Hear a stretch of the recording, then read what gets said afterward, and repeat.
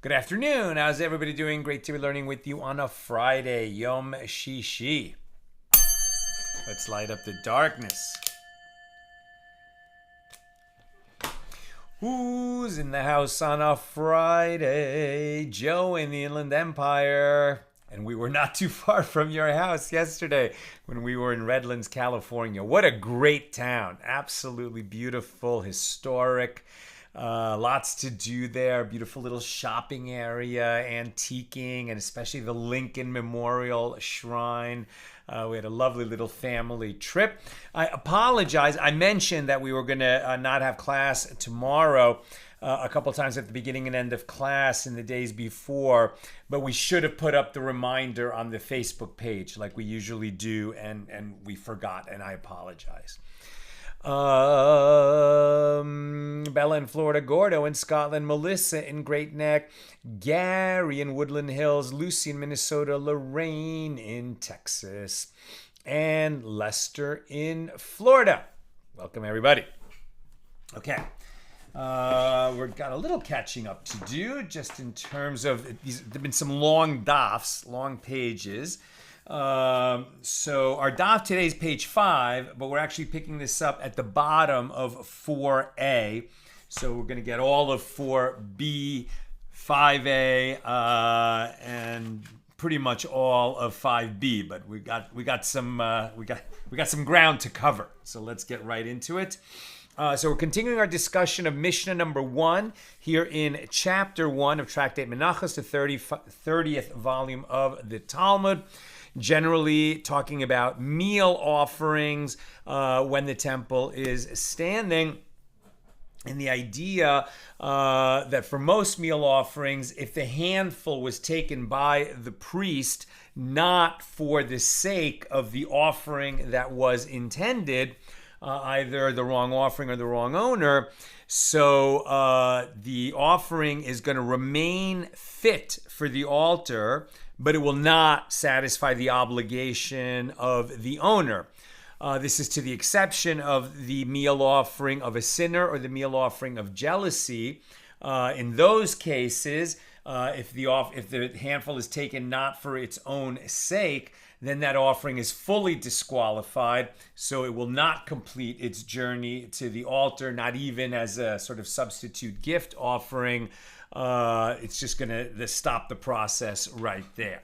Okay, picking this up at the bottom of page 4a.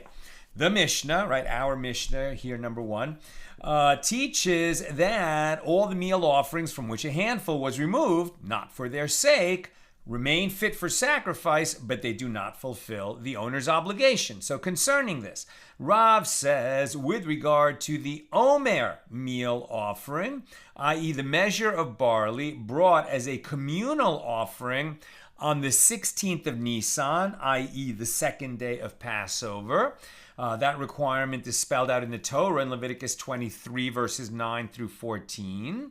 And this permits consumption of the new crop, right? So it's an offering, it's a communal offering brought on behalf of the nation. And once it's brought, they can start eating from the new crop, which include, even though this is a barley offering, you can start eating from the new wheat. So concerning this, Rav says, with regard to the meal offering, if the priest removed a handful from it, not for its own sake, it is disqualified. Right, so this would be the same result as the meal offering of a sinner or the meal offering of jealousy. The meal offering of jealousy is brought for a sota, the suspected adulteress. So this was not mentioned in the Mishnah, and yet it's going to produce the same result, that if the handful was removed not for its sake, the omer offering is going to be disqualified. We're going to have to bring a new omer offering, and this one, we're not going to be able to do anything with it. We can't offer it up on the altar. Now, it is disqualified because an omer meal offering comes for a specific purpose, namely to permit the consumption of the new crop.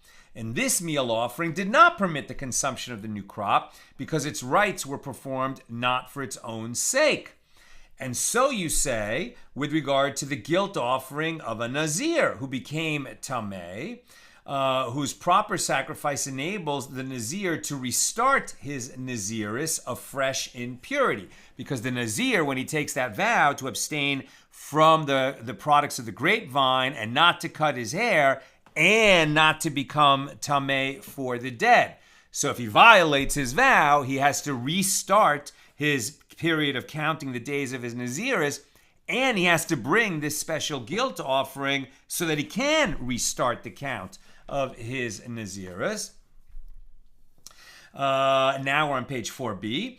And so you say with regard to the guilt offering of a mitzora, right? The one who is suffering from tzoras, that physical expression of a spiritual malady. And once it has cleared up on his skin, he's going to have to bring certain offerings so that he can rejoin the community.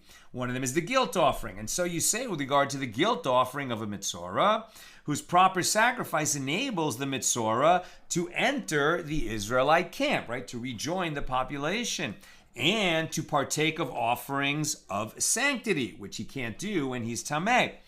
But, and about those offerings, right? The guilt offering of the Nazir and of the mitzora, that if one slaughtered these offerings not for their sake, they are disqualified. So they are disqualified. Why? Because their sacrifice came to render the Nazir and the mitzora fit, right? Fit to move on with their lives, so to speak.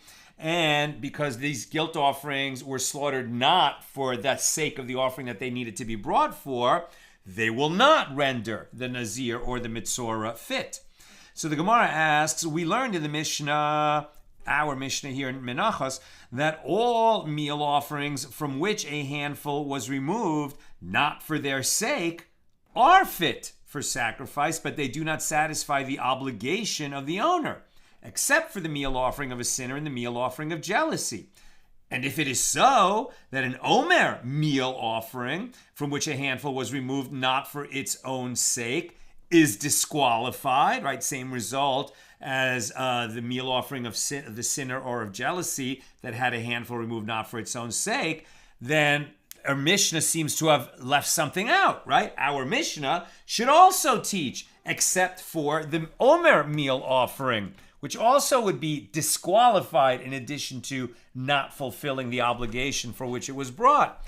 And the Gemara responds, when this Mishnah teaches this halacha, this law, it teaches it only with regard to the meal offerings that come on behalf of an individual. The omer meal offering is one offering brought on behalf of the whole nation. When we're talking about the meal offering of a sinner or the meal offering of a sinner, those are individual offerings brought for individual people. The Mishnah does not teach the law with regard to those meal offerings that come on behalf of the community.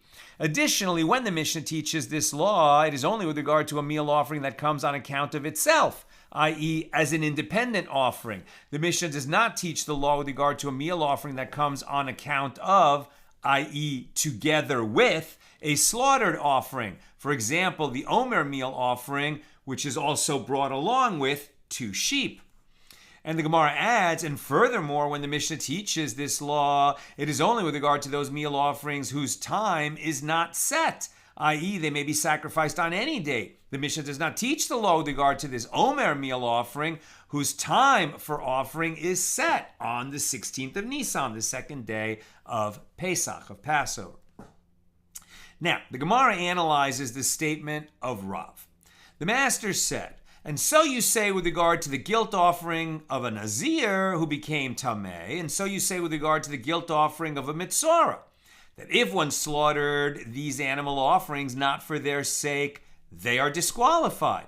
They are disqualified since their proper sacrifice came to render the Nazir and the Mitzorah fit, and they did not render him fit. So the Gemara asks, we learned in a Mishnah at the beginning of Tractate Zevachim, the last tractate that we studied, that all slaughtered offerings, right, animal offerings are slaughtered. They are shechted. That's why we call them slaughtered offerings. So that means goat, sheep, or oxen. All slaughtered offerings that one slaughtered not for their sake are fit, but they do not satisfy the obligation of the owner. Very similar to our first Mishnah here in Tractate Menachot. And over there at the beginning of Zevachim, we learned that they remain fit, they don't satisfy the obligation of the owner, and there were 2 exceptions. It was the sin offering and the Pesach. Those, if you slaughtered them not for their own sake, not only they don't fulfill the obligation of the owner, but they become disqualified and you can't bring them to the altar, sprinkle their blood, etc. Not for their sake, they are disqualified. Right? They are disqualified since the proper, we learned in a Mishnah at the beginning of Tractate Zevachim that all slaughtered offerings that one slaughtered not for their sake are fit, but they did not satisfy the obligation of the owner. And this is the law with regard to all offerings except for the Pesach and the sin offering, the chatas, which are disqualified when slaughtered not for their sake. And if it is so that the law is in accordance with the statement of Rav, well, that Mishnah also should teach, except for the guilt offering of a Nazir and the guilt offering of a Mitzorah, since they come to render that person fit, they don't render him fit, and therefore they are disqualified, so they should be included in the list of offerings that if they were slaughtered not for their own sake, not only don't fulfill the obligation of the owner, but also become disqualified. Why weren't they included in that Mishnah? And the Gemara answers, since there are other guilt offerings, for example, the guilt offering for robbery, which one brings for taking a false oath denying an accusation of robbery, and the guilt offering for mila, misuse of consecrated property, that come for atonement, which do not render one fit, and do therefore remain fit for sacrifice if they were slaughtered not for their sake. They don't affect atonement, but they remain fit. They complete their journey to the altar. Because we have some guilt offerings, right, that if they were slaughtered not for their own sake, become disqualified, and others don't become disqualified. Therefore, the Tan of the Mishnah could not state the law with regard to guilt offerings in an absolute manner, and therefore he refrains from mentioning guilt offerings at all. And the Gemara asks, what is different about the guilt offering of a Nazir and the guilt offering of a Mitzorah? Why are they disqualified when slaughtered not for their sake, since they came to render fit and they did not render fit? These, i.e. the guilt offerings for robbery and for mila, should likewise be disqualified when slaughtered not for their sake, since they came for atonement and they did not atone. Rendering someone fit, like purified so they can get on with their life, is different than effecting atonement. But why is it different? So Rabbi Yirmiyah said in response, we find that the Torah differentiates between those guilt offerings that atone and those that render fit. And the law is more stringent with regard to those that render fit. Rabbi Yirmiyah explains, with regard to those guilt offerings that atone, there are among them offerings that come after death, i.e. they are sacrificed after the death of their owners, Whereas with regard to those that render a person fit to move forward, there are none among them that come after death. And the Gemara now gives examples. As we learned in a Mishna, tractate Kinim, with regard to a woman after childbirth who brought her sin offering for her ritual purification, and then she died, the heirs shall bring her burnt offering, which comes to atone. If she set aside her burnt offering and died, the heirs shall not bring her sin offering, as it comes to render her fit to partake of offerings. Rabbi Yehuda, the son of Rabbi Shimon ben Pazi, objects to this with regard to offerings that render fit as well. Are there not among them offerings that are brought even after the death of the owner? But didn't we learn in a Mishna, tractate Mila, page 11a, in the case of one who separates funds for the offerings of his Naziris, i.e. his sin offering, his burnt offering, and his peace offering, that a person may not derive benefit from them ab initio, but if one did derive benefit from them after the fact, he is not liable for mila, for misuse of consecrated property, i.e. he is not required to bring a guilt offering and is not obligated to repay the principal and an additional fifth. Why? Because the coins are all fit for bringing peace offerings, and there is no mila of consecrated property. There is no mila, there's no misuse of consecrated property with regard to funds that are fit for peace offerings. Now we're in the midst of this explanation, so we're just going to keep reading. Now, if the Nazir died and he had undesignated funds that he set aside to pay for his Naziris offerings, without specifying how much money should be allocated toward each of the particular offerings, right? Sin offering, guilt offering, and burnt offering. Sin offering, burnt offering, and peace offering. So if he died without specifying how much of he set aside money for his offerings, but he didn't divide within that money which was for the sin offering, the burnt offering, or the peace offering, then what? The money should be allocated toward each offering. If he didn't specify how the money should be allocated, then the money will be allocated to communal gift offerings. But if he left behind allocated funds, then with regard to the money for a sin offering, we can't use that because he died. So that money just gets thrown in the Dead Sea. One may not benefit from it ab initio, but if one did benefit from it after the fact, he's not liable for me'ila. With regard to the money that he allocated for a burnt offering, one brings with it a burnt offering, and one would be liable for me'ila if he used that because that money sort of belongs to heaven, right? Money that's set aside for a burnt offering can be brought after a person dies, and it must be brought as a burnt offering. And with regard, and the money that he allocated for peace offering, one brings a peace offering with it, and these offerings are eaten for one day, like the peace offering of the Nazir, and they do not require loaves that are normally bought with a peace offering of a Nazir. Now, that's all the information that Rabbi Yehuda is going to draw from to now state his point. So, the burnt offering and the peace offering of a Nazir are offerings that render the Nazir fit to drink wine. And you said that offerings that render one fit are not brought after he dies, right? Which would be a stringency. But here's an example. Money that a Nazir set aside for his offerings after he completed his Naziris, but then he died, and some of that money will be used to bring offerings even after he dies. So it's not true that that offerings that bring fit are never brought, so to speak, after the death of the owner. So Rav Papa said in response that this is what Rabbi Yirmiyah is saying.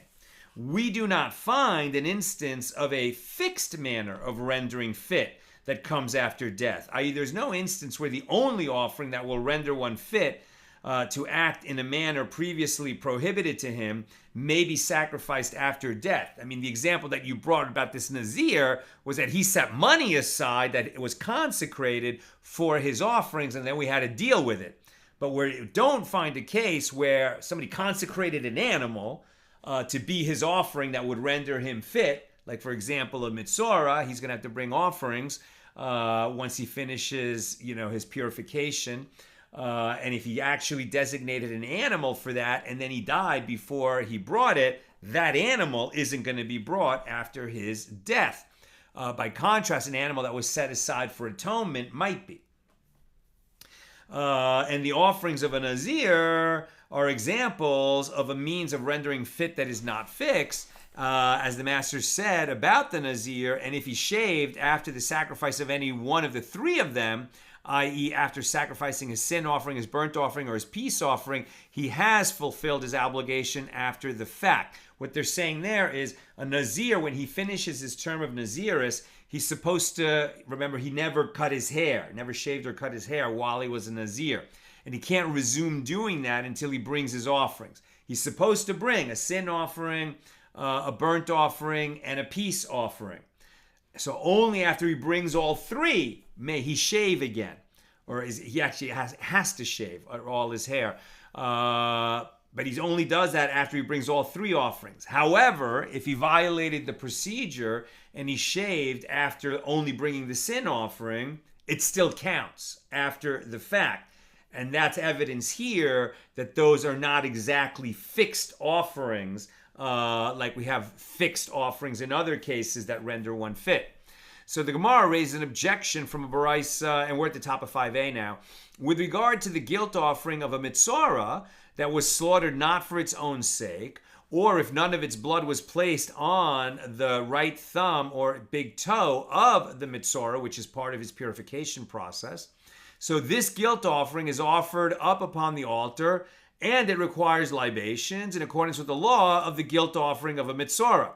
But the mitzorah must nevertheless bring another guilt offering to render him fit to partake of offerings, right? So that he won't be tamei anymore.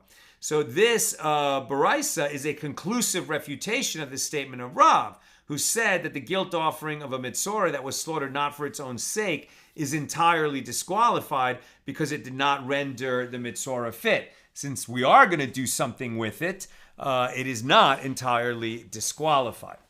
Next topic. The Gemara now returns to its discussion concerning the omer, right? The omer, we got a little bit sidetracked. The point was that our Mishna said that only the meal offering of a sinner or the meal offering of jealousy, if the handful was taken not for its own sake, becomes entirely disqualified. Doesn't go to the altar in addition to not fulfilling the obligation of the owner, like, let's say, a voluntary meal offering that someone vowed to bring, and then the handful was removed not for its own sake. In that case, we will still offer up on the altar. He'll have to bring another offering. It doesn't fulfill his obligation, but the fact that the handful was removed not for its own sake isn't going to stop it from being burned on the altar. Okay, now the Gemara said, well, okay, but there's the example of the omer offering, that if you take the handful not for its own sake, it is entirely disqualified also. And the Gemara earlier said, okay, but that's a communal offering, and our Mishnah was only talking about individual offerings. Okay, let's continue. So the Gemara returns to its discussion regarding the omer meal offering, and Rabbi Shimon ben Lakish says, and Rabbi Shimon ben Lakish is often referred to as Reish Lakish, he says, with regard to an omer meal offering from which a Kohen removed a handful not for its own sake, that it is valid and the handful is burned on the altar, right? So Reish Lakish is disagreeing. No, it's not disqualified. Like other meal offerings, not the meal offering of a sinner or jealousy, it remains qualified. And a handful is burned on the altar. But its remainder may not be consumed by the priests until a priest brings another omer meal offering on the same day and thereby permits the first offering for consumption, as the prohibition against consuming the new crop remains in effect, right? Since that first omer offering did not affect acceptance and therefore did not render the new crop fit for the whole nation to eat, well, the omer offering itself, which was, rendered unfit because its handful was not removed for its own sake, is from the new crop. And therefore, since the priests eat of that offering, they can't eat of this offering until a new and proper omer offering is brought. Now the Gemara asks, but if its remainder may not be consumed by the priests until they bring another omer meal offering, how can the handful removed from this omer meal offering be sacrificed upon the altar? Before the omer meal offering is sacrificed on the altar, the new crop is forbidden for consumption, and the verse states, from the well-watered pastures of Israel for a meal offering and for a burnt offering and for peace offerings. That's Ezekiel 45:15. And from this we derive that one may sacrifice only from that which is permitted to the Jewish people. So the larger principle here is, for example, you can't sacrifice a sheep that is stolen, right? It's not permitted. It's not yours to sacrifice, right? So you can't, even though it was slaughtered in a kosher manner, and the priest had in mind the right kind of offering of the person who brought it to him, if it's stolen, you can't sacrifice it. And there's going to be a whole bunch of other examples of offerings that are not permitted, and therefore, if you brought the source material is not permitted, right? So a crop in a shmitta year, a sabbatical year, doesn't belong to the people, and therefore a meal offering can't be brought from it, right? Or of course an animal that was disqualified, a treifa, an animal that had a wound that would cause it to die within a year. That animal is unfit for the altar, and you cannot bring a sacrifice from it. There's going to be other kinds of examples like this, okay? So,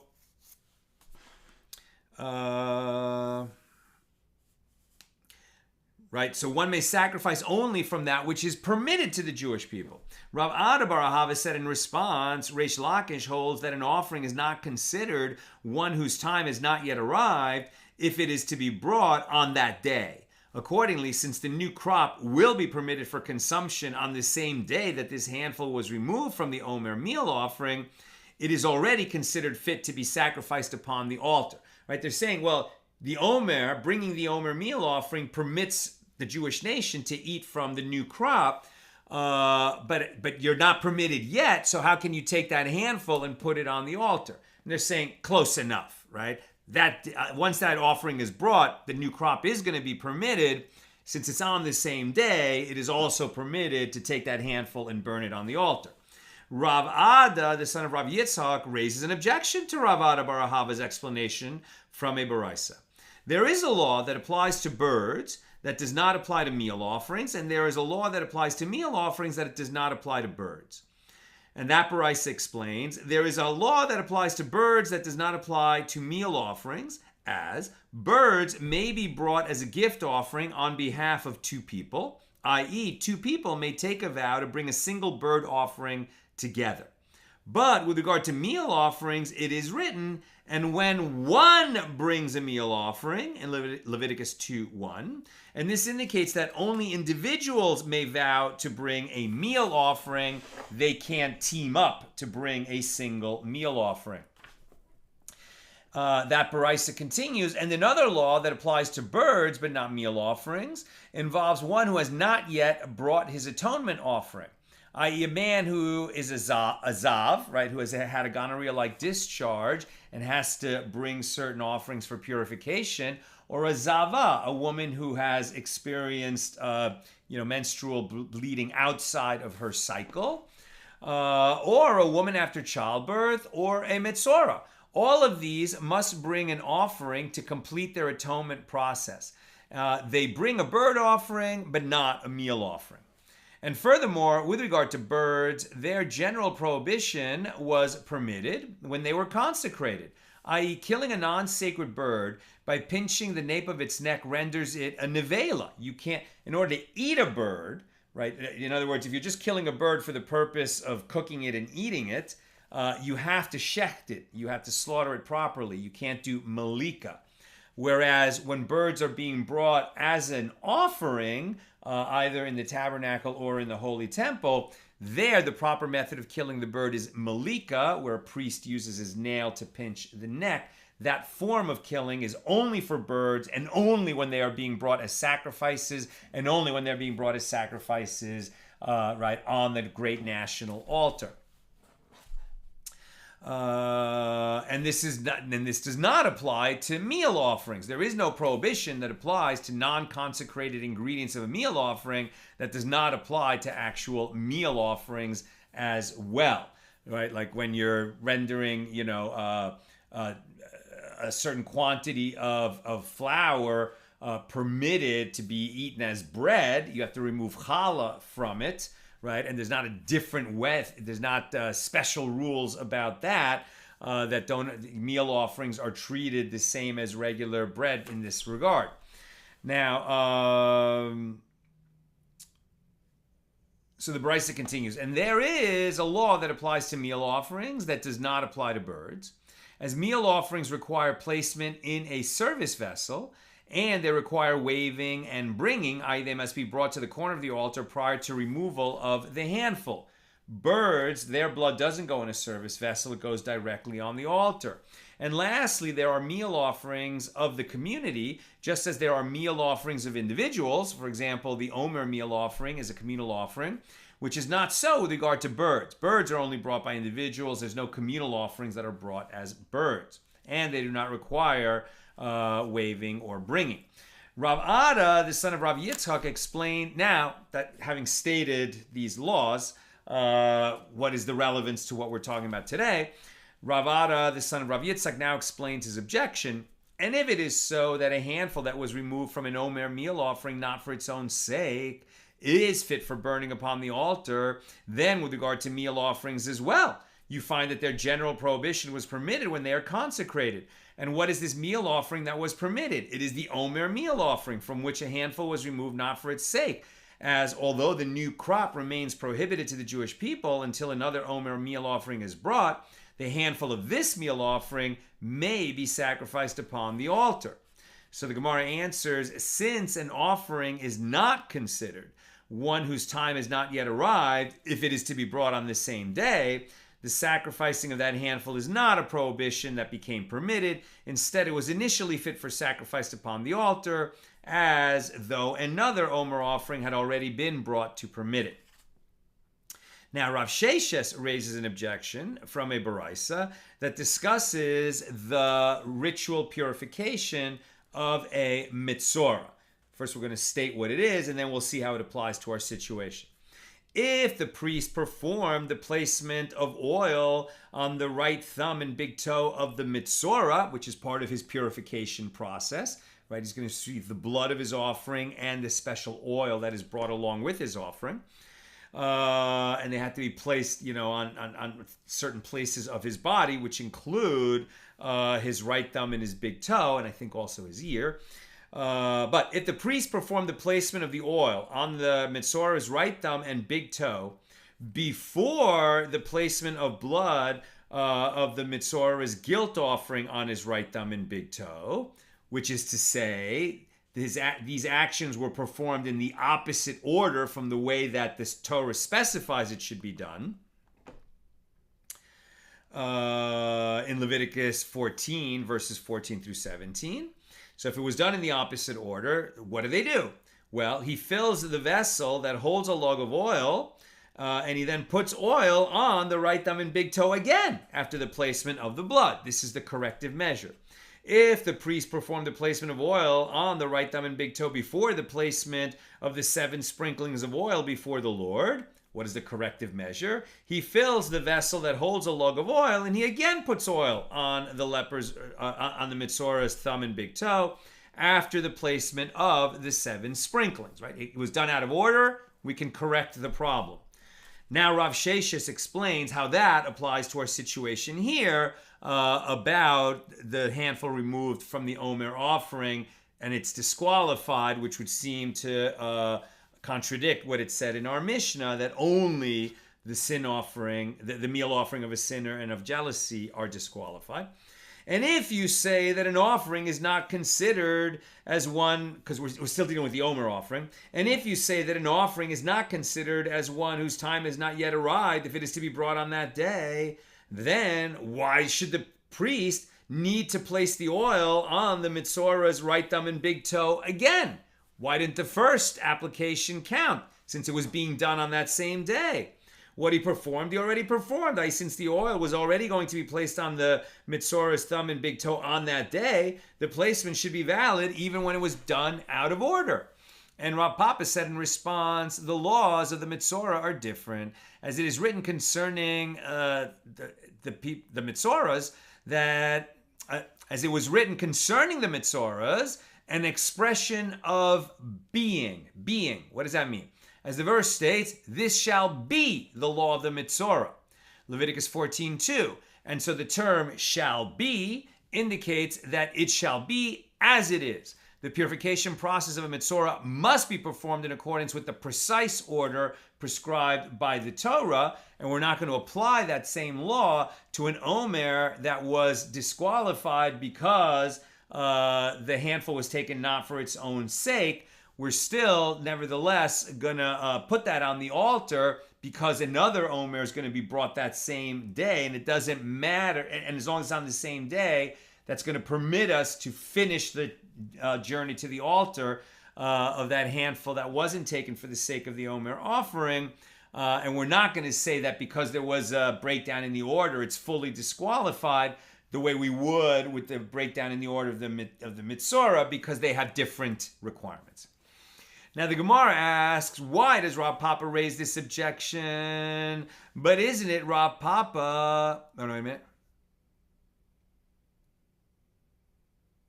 No, I'm sorry, I skipped the paragraph. Rav Papa raises an objection from a baraisa. If the priest performed the slaughter of the sin offering of a Mitzorah before the slaughter of his guilt offering, i.e. the priest's actions were in the opposite order from what it says in the Torah, there should not be another priest stirring the blood of the Mitzorah's sin offering to prevent it from congealing, in order that his guilt offering may be slaughtered and its blood sprinkled before the blood of his sin offering. You might have thought we did that. We don't do that. Rather, the sin offering is left until its form decays, i.e. until the next morning, at which point it is definitively disqualified due to remaining in the temple overnight, and then it can be taken out to the place designated for burning. In other words, we're not going to make a corrective measure. We're going to have to start all over. The objection is as follows. If an offering that is to be brought on that day is not considered one whose time has not yet arrived, why must this sin offering be left to decay? It should be considered as though it was slaughtered after the guilt offering. And so the Gemara says, well, wait a minute. Why does Rav Papa even raise this objection? But isn't it Rav Papa himself who said the law of a Mitzorah is different? As it has this statement of being in the statement of that law in the Torah?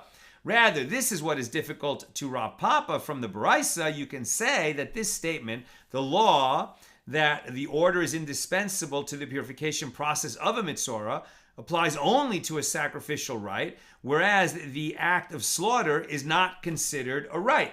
It's necessary to slaughter an animal, but when we talk about sacrificial rites of an animal, we're talking about collecting the blood, conveying it to the altar and sprinkling it on the altar. Those have to be done by a priest. Slaughter doesn't. And if an offering is not considered one whose time has not yet arrived, if it is to be brought on that day, then another priest should be stirring the blood of the Mitzorah's sin offering to prevent it from congealing. And a priest should sacrifice the guilt offering, present its blood in the meantime, and afterward they should sacrifice the sin offering. You might have thought that, but rather, Rav Papa said, this is the reason of Reish Lakish, who said that the handful of an omer meal offering that was removed not for its own sake is valid and may be burned upon the altar, which is a minority opinion.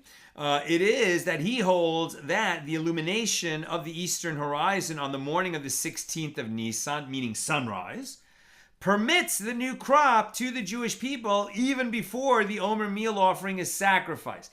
He's saying the reason that we can sacrifice the handful, we can put it on the altar of the omer offering, even though we haven't really finished the procedure of the omer meal offering, which permits the new crop, and the new crop is from what we took, the omer meal offering itself.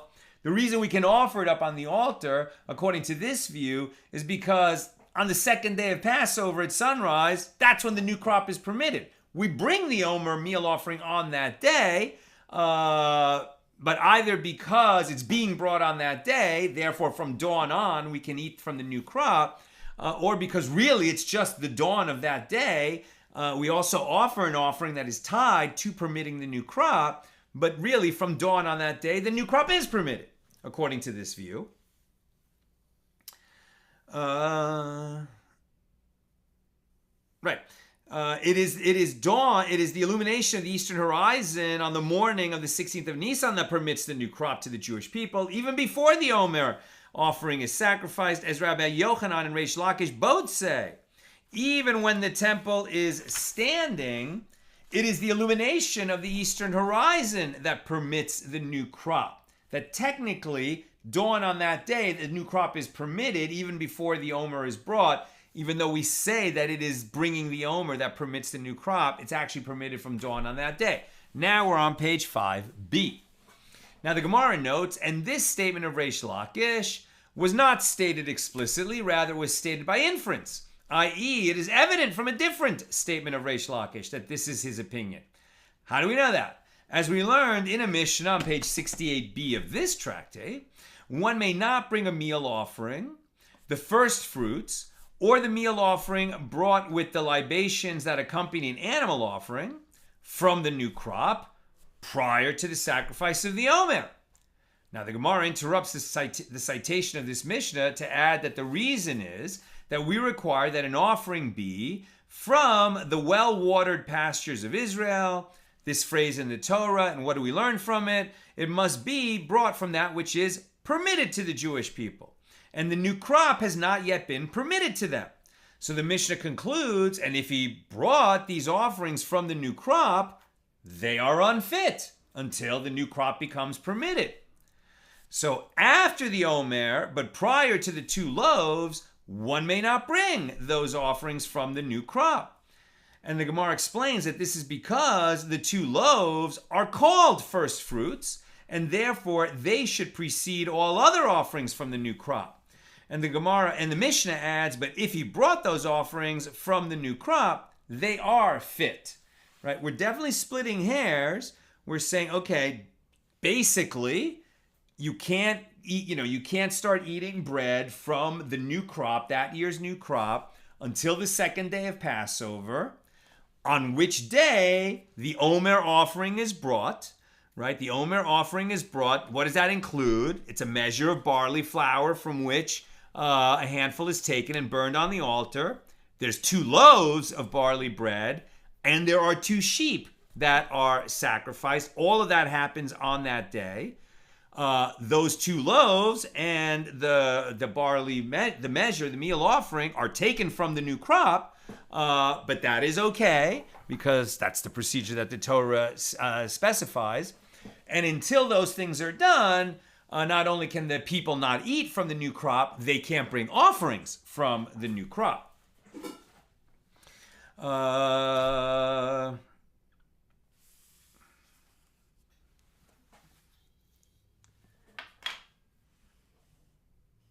Okay. They are fit. And Rav Yitzchak says that Reish Lakish says the sages taught that a meal offering that was brought from the new crop before the omer meal offering is disqualified only if it was brought on the 14th or the 15th of Nisan, right? They really jumped the gun and brought it a day earlier or 2 days earlier. Then for sure, how could they be brought? It's from the new crop. It's not the 16th of Nisan yet. It's obviously before the omer offering is brought. Of course those are unfit.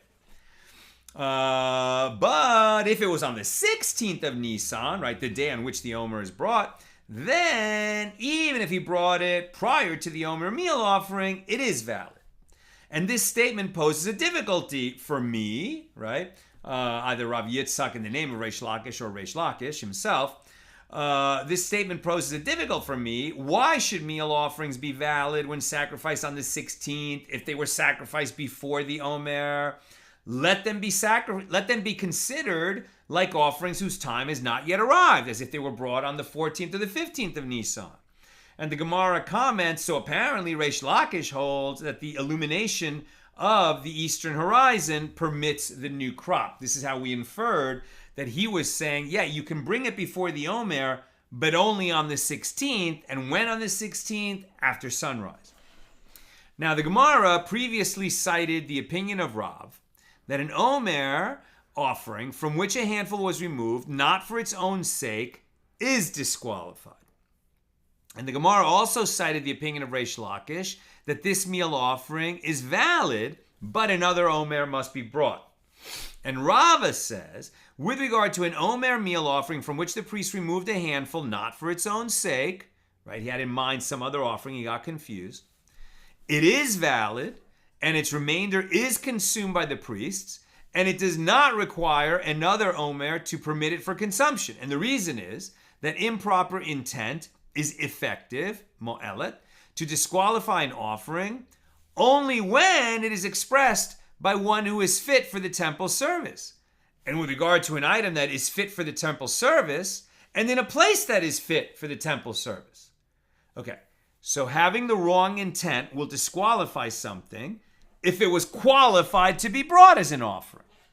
If it wasn't qualified for some reason, if it was not fit for the altar, then having the wrong intent isn't going to affect it because that's already just compounding the error. It was not fit to begin with. So why would they say that improper intent with regard to the omer offering doesn't disqualify it, according to this opinion, because it was not fit for the altar in some way, right? Either the person who's bringing it isn't fit. Well, we haven't said that. The priest that had the wrong intent was fit, himself was fit for the service. Or with regard to an item that is fit for the temple service, are you saying that the omer offering wasn't fit for the temple service? The Torah says you bring the omer offering. Or in a place that is fit for the temple service. We're bringing it in the temple. Or in the days of the tabernacle, we're bringing it in the tabernacle. So why would you say that having an inappropriate intent doesn't disqualify it if one of these three conditions is not met when the three conditions are met? Or are they? Or are they? Rav explains, the condition that improper intent disqualifies only when expressed by one who is fit for the temple service serves to exclude the intent of a blemished priest.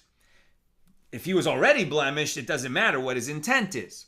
The condition that it disqualifies only when expressed with regard to an item that is fit for the temple service serves to exclude the omer meal offering. Right? Improper intent won't disqualify the omer meal offering. Why?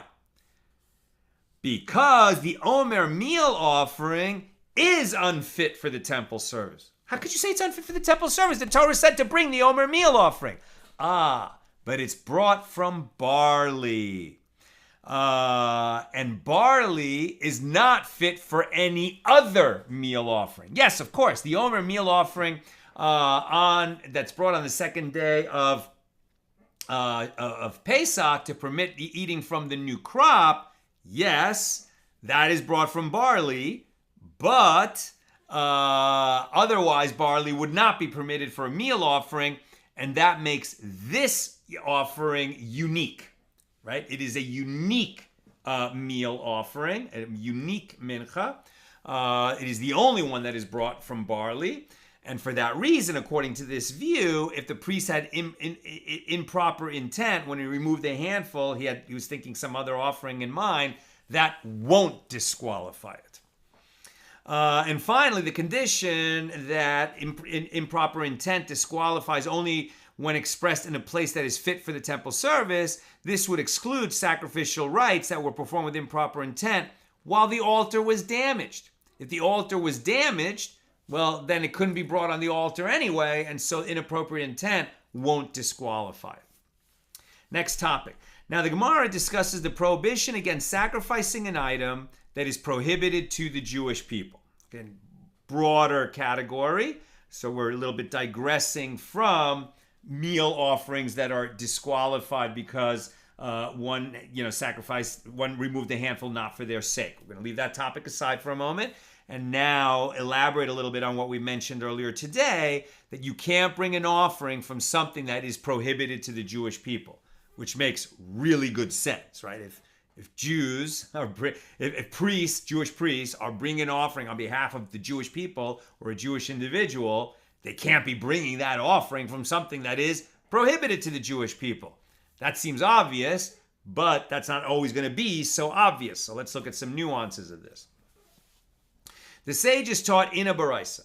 It is derived from a passage in the Torah that discusses burnt offerings. Quote, you shall bring your offerings from the cattle, even from the herd or from the flock, right? From the sheep or from the goats, or rather from the cattle or from the sheep or goats.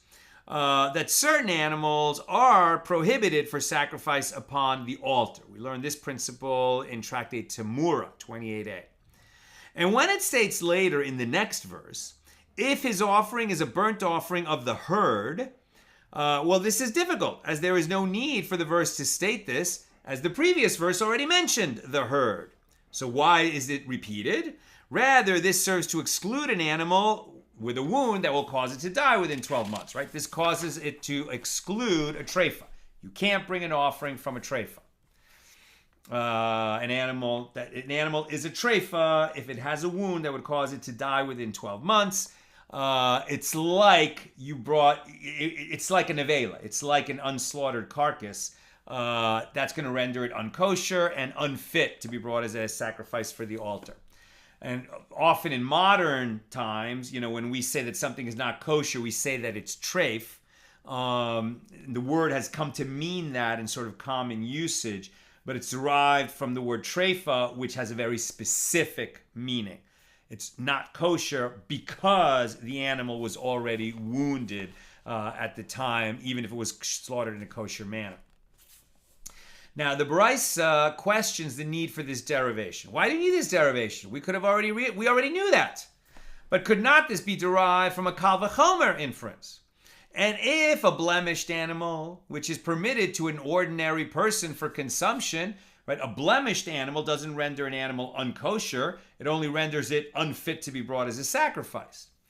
So if a blemished animal, which is permitted to a Jew for just regular eating of kosher meat, is nevertheless prohibited as an offering to the Most High, see Leviticus 22:19, then certainly with regard to a treifa, which is prohibited for eating to a regular person, all the more so is it going to be prohibited to be used as a sacrifice and brought to the Most High, right? Offered to God on the altar.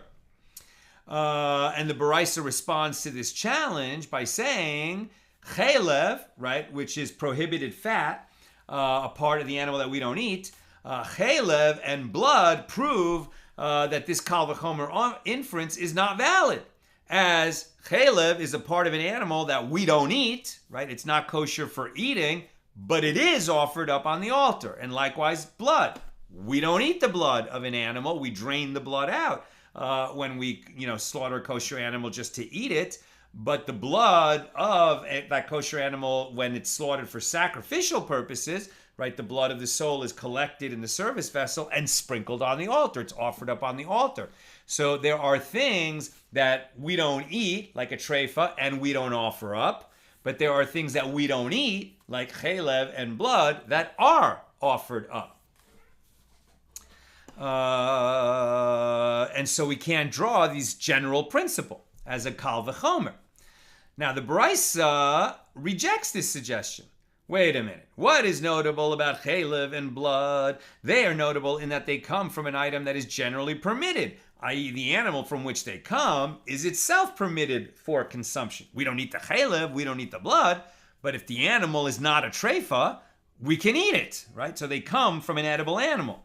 We say the same with regard to a treifa, which is entirely forbidden for eating, and therefore should also not be permitted for the Most High. So the kal vachomer could work.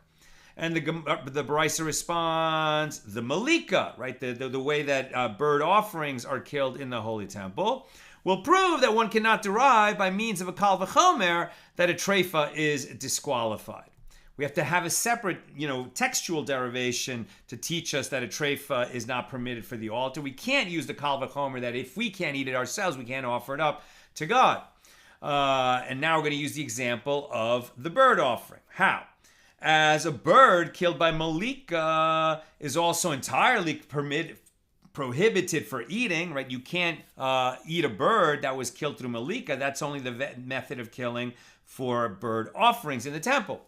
And yet, although it is forbidden for eating to an ordinary person, melika does render it permitted for the Most High, right? So what we're seeing is, look, there's just different procedures for what qualifies an offering from what qualifies kosher eating. You can't learn from one to the other, and therefore you can't use a kal vachomer to tell you that a treifa is prohibited on the altar. You need a text source.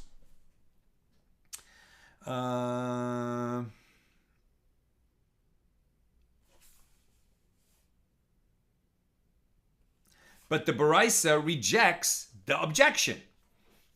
What is notable about melika? It is notable in that its sanctity prohibits it, i.e., only at the time when it becomes sanctified for the altar does it become prohibited for consuming to an ordinary person, which is when there is melika. But before this time, it is not prohibited to an ordinary person, right? That bird that is going to become prohibited to an ordinary person when you perform melika on it for a sacrifice, or that it is prohibited for a person to eat it if you perform melika on it, that only applies to a bird that was originally available to be eaten by a person, a kosher bird that isn't a treifa. A treifa is different, right? A treifa never had a period of permissibility for eating because it's a treifa. And so the Brisa concludes with a statement that will soon be explained. And if you have responded, i.e., if you have succeeded in rejecting that kal vachomer, then when the verse states later of the herd, as there is no need for the verse to state this phrase, it comes to be your text source to exclude a treifa from permissibility as an offering on the altar. And the Gemara asks, what response is alluded to by the statement, if you have responded? The conclusion of the Baraisa had indicated that the kal vachomer inference must be accepted. The Gemara cites several suggestions for which it provides the following mnemonic. Rekiach, Mar, Ada, and Lashishe. Okay, which is just, if you were memorizing the Gemara, this would help you remember.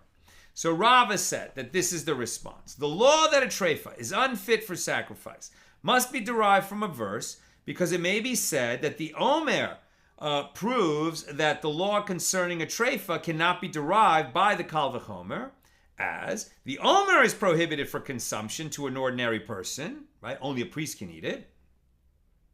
And it's prohibited even before that because it comes from the new crop, and you can't eat from the new crop until the omer is brought.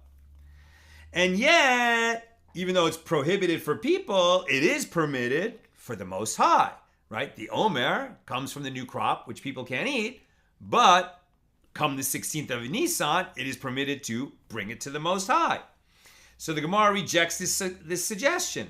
What are you talking about? What is notable about the omer? It is notable in that the omer is what itself renders the new crop permitted for consumption. Does a treifa render anything else permitted? The Gemara responds, although the omer offering generally renders a new crop permitted, the omer that is brought during a sabbatical year does not. Very interesting. In a sabbatical year, we're not going to be permitted to eat from the new crop. Do we bring the omer? Yes. So it's not serving to render the new crop permitted. And consequently, there is no new crop for the omer to permit in a sabbatical year, and the Gemara counters this suggestion. The omer brought during the sabbatical year, during the shmitta year, does render something permitted, as it permits produce that grew without being purposely planted during the sabbatical year. This is known as sefichen, right? We can't plant crops during the shmitta year, but if it just grew on its own anyway, because there's a lot of seeds near these farm fields, and it does grow, so during the sabbatical year, you can go and pick that and eat it. You can't harvest it in an organized way and sell it. It has to just remain available for the poor and even for animals to just go and eat from it. And once it's gone from the fields, then any of that crop that grew wild that you had brought into your house, you're not going to be able to eat that anymore either. but that's just rules of the shmitta. Now the Gemara responds, nevertheless, in accordance with the opinion of Rabbi Akiva, who says that wild crop is prohibited during the sabbatical year by rabbinic law. So then the omer that is brought during the Shemitah year does not render the new crop permitted for consumption, and yet it is permitted to be offered on the altar. Therefore, you can't say that something that is, that is otherwise prohibited becomes permitted because it permits other things, because the omer in a Shemitah year doesn't permit anything. So likewise, the treifa, which doesn't permit anything, how do we know that you can't bring a treifa as an offering on the altar? The vachomer doesn't work, and you need the text source. Rav Acha bar Rabba said to Rav Ashi, according to the opinion of Rabbi Akiva as well, let us refute the statement of Rav. As what is notable about the omer? It is notable in that the omer permits the new crop for consumption outside the land of Israel, where the prohibitions of shmitta do not apply. So outside the land of Israel, you can't eat from the new crop until the omer is brought. So the omer being brought in Israel is having a function for the Jewish people, who many of which don't live in Israel. So even according to the one who says that the consumption of the produce from the new crop grown outside of the land of Israel is not prohibited by Torah law, Rav's statement can still be refuted. What is notable about the omer? It is notable in that the omer comes to permit a prohibition that applies to a substance that was previously within it, i.e., the burning upon the altar of the handful of the omer meal offering renders the remainder of the meal offering permitted to the priests, whereas a treifa is entirely forbidden. Rav Acha of Difti said to Ravina, this refutation does not work. As if that is so, then with regard to the treifa as well, you should sacrifice it, and you will thereby permit a prohibition that applies to a substance that was previously within it, and its meat will become permitted to the priests for consumption. Okay, it was a treifa, it was prohibited, but if you go ahead and sacrifice it, maybe that will sanctify it so the priest can eat it. Therefore, a verse was needed to exclude a treifa. That's why we can't rely on a vachomer. That's why we do have a verse, and we have the verse. So rather, one can refute the statement of Rav, who would have used the vachomer, like this. What is notable about the omer? It is notable in that its mitzvah is in this manner, i.e. the Torah requires the omer to be brought from the new crop in order to permit the new crop for consumption. By contrast, there is no mitzvah to sacrifice a treifa. Reish Lakish said that this is the response alluded to at the end of the Brisa. The law that a treifa is unfit for sacrifice must be derived from a verse, because it can be said that the one who prepares the incense proves that the law concerning a treifa may not be derived by a kal vachomer inference. Okay, now we've shifted gears. We're no longer talking about the omer as a proof for why we needed a text source that a treifa, which is prohibited for people, is also prohibited for the altar. Now we're going to look at a different law altogether, the law of the ketoris, the incense offering.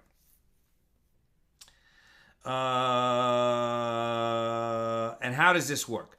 Because incense that is prepared for use in the Holy Temple cannot ever be used by an individual. It can only be used on behalf of the community, on behalf of the nation, in the Holy Temple, or prior to that, in the tabernacle, right?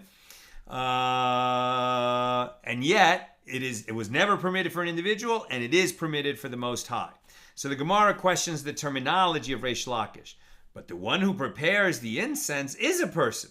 How can it be said that a person is prohibited to an ordinary person? What are you talking about? Like, the incense can't be used by an ordinary person, but the incense is prepared by an ordinary person, has to be prepared by an ordinary person. So rather, Reish Lakish meant that the preparation of the incense proves it, as it is prohibited to prepare the incense mixture for use by an ordinary person, and yet it is permitted to do so for the Most High. And the Gemara actually refutes this claim. What is notable about the preparation of the incense? It is notable in that it is a mitzvah in this manner, right? There is a commandment in the Torah. Okay, there is the incense. It must be prepared in the following way, and it is being prepared by an ordinary individual, not a priest, but is being done on behalf of the nation, and then it will be burned in the holy temple by a priest on behalf of the nation. It's never being used for the benefit of an individual. It is prepared for there is benefit to an individual because they could sell it to the holy temple. That's true, but the burning is only for the benefit of the nation. Now, can we learn out from that you have something that is prohibited for individuals but permitted for the Most High? Perhaps, therefore, a treifa, which is prohibited for individuals, might be permitted for the Most High, and that's why we need a text source and we can't use a kal vachomer. Mar, the son of Ravina, said that this is the response of the Brisa. The law that a treifa is unfit for sacrifice must be derived from a verse because it can be said that. Now we're going to look. Okay, so the incense didn't work. Now we're going to look at the laws of Shabbos. It can be said that Shabbos proves that the law concerning a treifa cannot be derived by the kal vachomer inference, as it is prohibited for an ordinary person to perform labor on Shabbos. We can't perform labor on Shabbos, and yet there are offerings that are brought in the holy temple on Shabbos, right? And that's permitted for a priest to do because they're communal offerings being brought on behalf of the nation. So prohibited for the benefit of an individual, but permitted for the benefit of the Most High. I am very close to done. Questions or comments, please get them in now. The Gemara rejects this. What is notable about Shabbos? It is notable in that the general prohibition against labor on Shabbos was permitted with regard to an ordinary person in the case of circumcision, as the mitzvah of circumcision must be performed in its proper time, even if it falls on Shabbos, despite the fact that the act of circumcision would generally be prohibited on Shabbos. And the Gemara asks, is that to say that circumcision is considered a requirement of an ordinary person whose performance was exempted from the general prohibition against labor on Shabbos for his private needs? No, the reason we do a bris, a circumcision on Shabbos, is because the bris is commanded, right? Circumcision is a mitzvah. Rather, the statement of Mar, the son of Ravina, can be refuted like this. What is notable about Shabbos? It is notable in that its mitzvah is in this manner, i.e. the Torah requires that offerings be brought on Shabbos. By contrast, there is no mitzvah to sacrifice a treifa ever, right? And it's like they're really keep going over and over and over again. Why couldn't we derive that a treifa can't be offered on the altar by kal vachomer? Why do we need a text source? We looked at other laws that we could learn from, but the kal vachomer always breaks down. Okay. Just checking questions. Not seeing them. Not seeing questions. Okay, that's what I've got for us today. We are almost at the bottom of page 5b. So tomorrow, God willing, when Shabbos ends in LA, which I think is going out close to 6, so probably by the time, Havdalah, getting home from shul, everything, I'll hope to get on the air tomorrow night by like 7:15, 7:30 p.m. in LA. May we only hear good news as we enter Shabbos, during Shabbos, and coming out of Shabbos. Let us say Amen.